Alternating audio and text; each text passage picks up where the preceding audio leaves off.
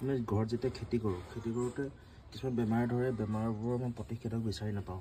এইবোৰ বিচাৰিবৰ কাৰণে এটা ধুনীয়া এপ আছে আৰু কেনেকৈ কৰিব লাগে আপোনাক দেখুৱাইছোঁ। যেনেকৈ এজোপা ভোট জলকীয়া পুলি, এতিয়া বগা বগা ফ্লাইজবোৰ আহিছে, এই পাতবোৰ মৰহি গৈছে।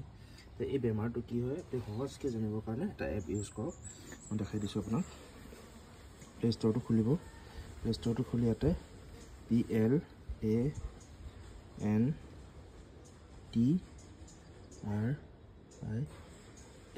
এইটো প্লেণ্ট্ৰিক্স দেখিছে, এই প্লেণ্ট্ৰিক্স এপটো ডাউনলোড কৰি ল'ব। এইটো মানে ক্ৰপ ডক্টৰ বুলি কয়। এইটো মই ইনষ্টল কৰি থোৱা আছে, ইনষ্টল কৰি ল'ব আগতীয়াকৈ। তাৰপিছত এইটো অ'পেন কৰি দিলোঁ। অ'পেন কৰি কি কৰিব লাগে মই দেখাইছোঁ। ইয়াতে দেখিছে টেক ফটো কৰিব। আৰু টেক ফটো কৰাৰ আগত আৰু এটা বস্তু কৰি ল'ব। এই প্ৰথমতে ইয়াতে আপুনি কি খেতি কৰিছে সেইটো চিলেক্ট কৰিব পাৰিব। মই দেখাইছোঁ আপোনাক। এইটো প্লাছ চিনটোত দিব। প্লাছ চিনটোত আপুনি খেতিটো কি হয় এইটো চিলেক্ট কৰি ল'ব। ইয়াতে মই যিহেতু জলকীয়া খেতি হয়, জলকীয়াটো চিলেক্ট কৰা আছে। তাৰপিছত ছেভ কৰি দিব। ইয়াতে টেক এ পিকচাৰ আছে, নহ'লে আপুনি চি ডায়েগনষ্টিক বা টেক এ পিকচাৰ ক্লিক কৰি দিলে হ'ল। এতিয়া গছজোপা আছে, নহ'লে আগৰ মোৰ যদি ফটো তুলি থোৱা আছে বেমাৰটোৰ ফটো এখন মই চিলেক্ট কৰি ল'লোঁ। ফটো এখন চিলেক্ট কৰিলোঁ, দেখিলে ইয়াত অ'কে কৰি দিলোঁ।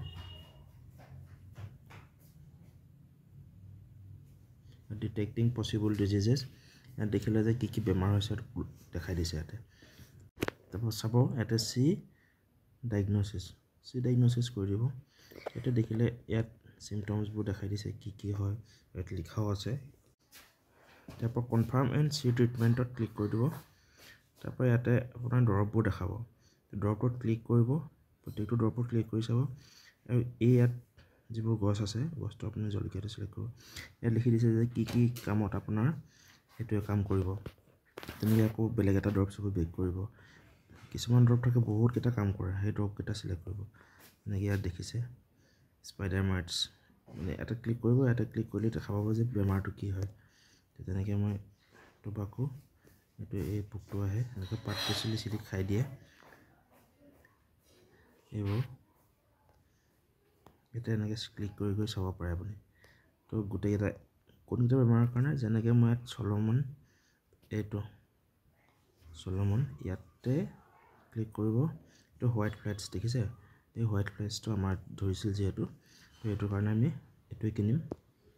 আৰু ইয়াৰ কাৰণে এই যিটো কম্পাউণ্ড হয়, এইটো বেটা নামটো বহুত কমপ্লিকেটেড হয়। তো এইটো আমি ডাইৰেক্ট গুগলত চাৰ্চ কৰি দিম এই কম্পাউণ্ডটো, নহ'লে এই দৰৱটো ডাইৰেক্ট গুগলত চাৰ্চ কৰি য'ৰ পৰা এভেইলেবল আছে, এমেজন হওক বা বেলেগ ছাইট হওক, তাৰ পৰা আপুনি কিনি ল'ব পাৰিব।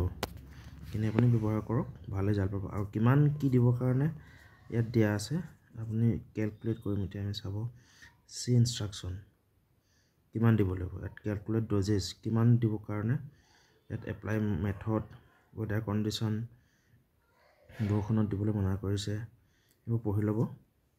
আপুনি যিটো নাজানে বেলেগ জনা মানুহক দেখাই ল'ব। আৰু কেনেকৈ ব্যৱহাৰ কৰিব লাগে এইখিনি ইয়াত লিখা আছে। তো মই কেলকুলেট ড'জেছ কৰিছোঁ, ড'জ কিমান। চাপ'জ এতিয়া মই 15 লিটাৰ পানী, মাটি কোৱাণ্টিটিটো আপুনি যিকোনো দিব পাৰে।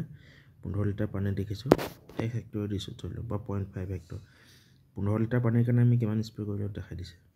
ইয়াত দেখাইছে যে 0.5 একৰ মাটিত 63 ml লাগিব, মানে ফৰ ইয়ৰ 15 litre pump use 9 ml। 15 litre পানীত 9 ml কে দিব লাগিব। আৰু ৰিফিল ইয়ৰ পাম্প 7 টাইমছ, মানে 7 বাৰ আপুনি পাম্পটো 15 লিটাৰকৈ ফিল আপ কৰিব লাগিব। আপুনি এতিয়া গম পালে যে 15 লিটাৰত 9 ml দিলেও হ'ব। আপোনাৰ গছ হিচাপত আপুনি সেইটো হিচাপ কৰি ল'ব। তো এপ্লিকেশ্যন ফ্ৰিকুৱেঞ্চি এইবোৰ আপোনালোকে ইয়াতে পঢ়ি ল'ব। এপটোৰ বিষয়ে ভালকৈ আপুনি অলপ ব্যৱহাৰ কৰিলে আপুনি চব গম পাই যাব। তো ইউজ কৰক। এইটো আপোনাৰ খেতি বাতিৰ কাৰণে এটা ডক্তৰ হয়, চিন্তা নকৰক, ধুনীয়াকৈ খেতি কৰিব পাৰিব।